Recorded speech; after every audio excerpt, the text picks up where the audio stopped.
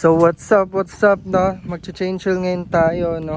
Gagamitin natin itong RS8 R9 para dito sa MIUI 125 natin. So kailangan natin ng socket at gagamitin kong bala is 12. Yan, saktong-sakto siya dito para sa ilalim. Ito itatanggalin sa kanya. Dumi. So tanggalin muna natin no. So ang pihit natin dito pakaliwa para lumuwag. Yan.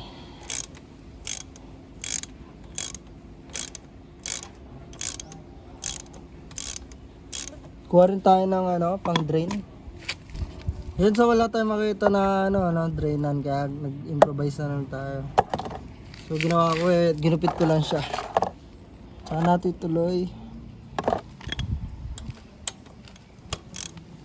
Ganda pala, painitin nyo yung makina kahit 1 minute para bumaba yung langis.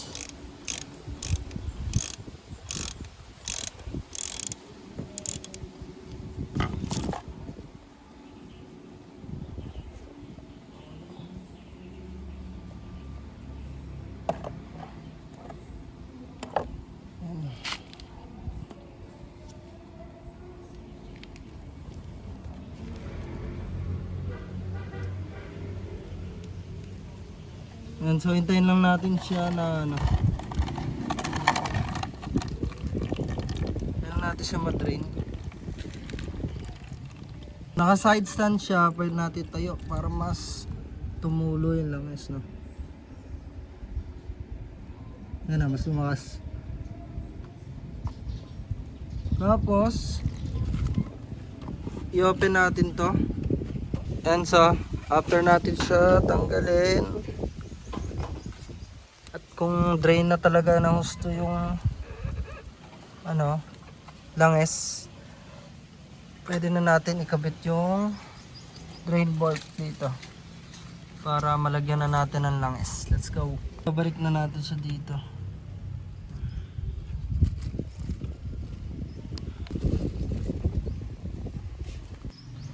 Yan, so papunta naman yun sa kanan pagka pahigpit na.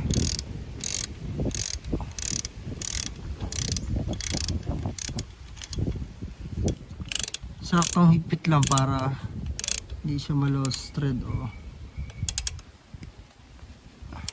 saktong higpit lang para hindi siya ma-lost thread na. So ito yung gagamitin natin na yung budo, meron siyang hose. So yun yung pangan natin Ito yung R9 na langis galing sa RS8, not sponsored. So natin so lagyan muna natin siya ng konti para makita kung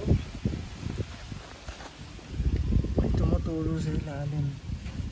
And so wala sakto ligpit natin. So lagyan na natin ito.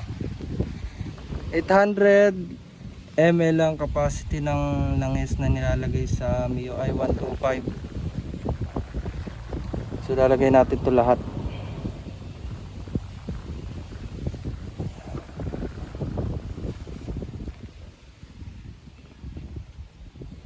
Yan, so okay na.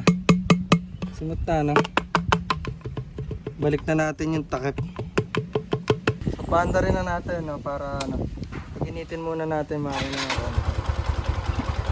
Pala yun.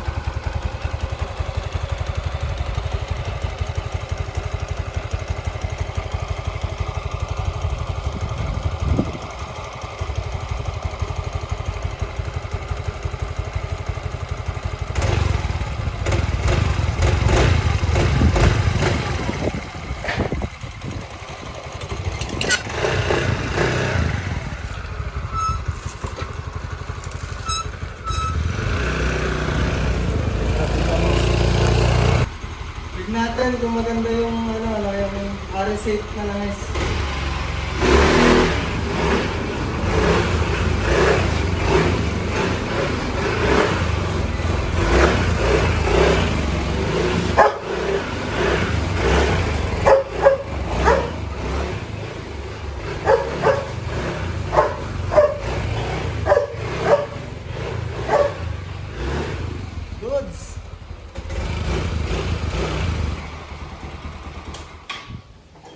Ayan na, so ganun lang magpalitan ng sa MIUI 125. So sa mga nagustuhan itong video na to, subscribe.